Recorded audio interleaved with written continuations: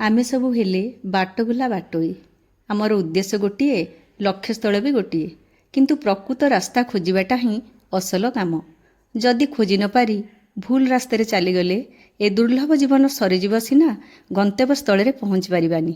ସେଥିପାଇଁ ଶ୍ରୀ ସାଇବାବାଙ୍କ ପାଖକୁ ଆସୁଥିବା ଭକ୍ତମାନଙ୍କୁ ସେ କହିଥିଲେ, ଏଠାରୁ ଅର୍ଥାତ୍ ଦ୍ୱାରକାମାଇରୁ ମଧ୍ୟ ଗୋଟିଏ ରାସ୍ତା ଅଛି।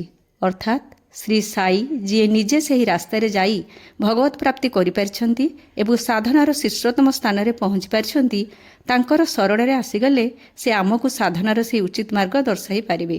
ଶ୍ରୀ ସାଇଙ୍କ ପରି ସଦ୍ଗୁରୁମାନେ ସ୍ପର୍ଶମଣି ସଦୃଶ। ଈଶ୍ୱରଙ୍କ କୃପାରୁ ତାଙ୍କର ସାନ୍ନିଧ୍ୟ ମିଳିଲେ ଆମ ପରି ସାଧାରଣ ଲୁହା ମଧ୍ୟ ସ୍ପର୍ଶମଣିରେ ପରିଣତ ହୋଇପାରେ।